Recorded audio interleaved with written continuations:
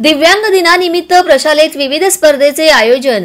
पद्मशाली शिक्षण संस्था संचलित कुचन प्रशालेत जागतिक दिव्यांग दिनानिमित्त भव्य रांगोळी स्पर्धेचे आयोजन करण्यात आले होते।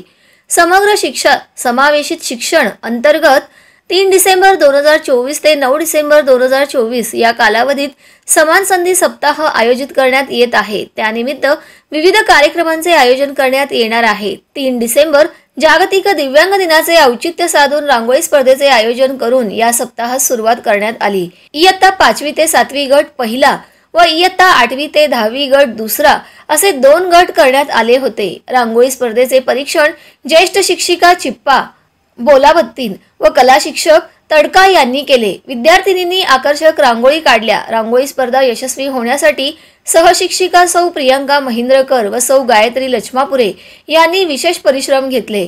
सहभागी विद्यार्थिनींचे प्राचार्य युवराज मेठे यांनी कौतुक केले।